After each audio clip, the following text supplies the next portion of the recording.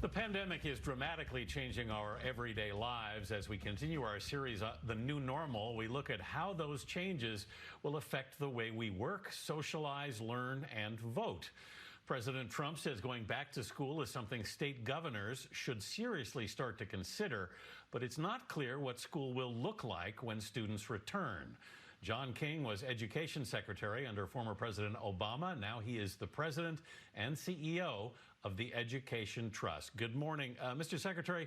In your view, what needs to happen before kids can go back to school?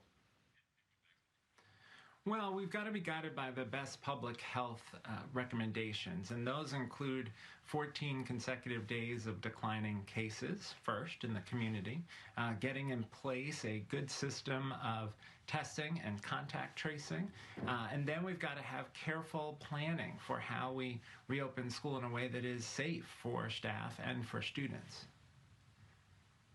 What do you think reopened schools will look like? I mean, in China, in some cases, kids are wearing masks and there are glass dividers. People are talking about one-way hallways. What do you think a realistic scenario would be at this point?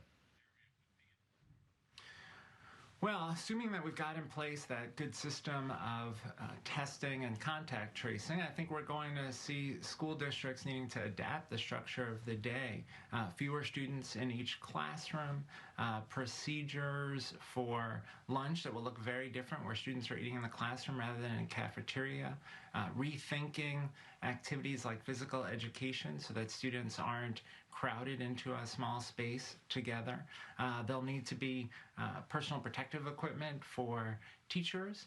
We'll need to make sure that if a student becomes sick, there's a way for the student to be temporarily isolated at school before they can be picked up, and there'll need to be processes in place to regularly check students' health that may look like temperature checks. Certainly masks may be a part of the strategy. That's why districts need to start planning now for what will look different when kids come back. So how far, what's your feeling about how far away from this we are? Well, it probably varies across the country depending on where communities are in the spread of COVID-19, but we are so far from the fundamental testing and contact tracing system that we need in place as a country. And that's really the most critical issue. We see from our international peers that it's testing and contact tracing that's the key to protecting public health. You've brought up a really important point, that we may end up having effectively a lost generation of kids here. That during this period, inevitably, so many children are going to be learning less and are at risk of falling behind. How significant do you think that is? It's a huge risk, and really what's happened is the COVID-19 crisis has held up a mirror to our system and shown us the extent of our inequities. There are some kids who don't have access to devices, don't have access to bandwidth, low-resource districts that are struggling to provide professional development and support to their teachers, students who are experiencing really difficult situations at home and need more socio-emotional support. And so we see a real gap between what's happening from one community to the next. Some communities, parents are able to support their kids while they're home teleworking. Other communities, parents have to work outside of the home. And in the African-American workforce, only about 20% of folks are able to work from home.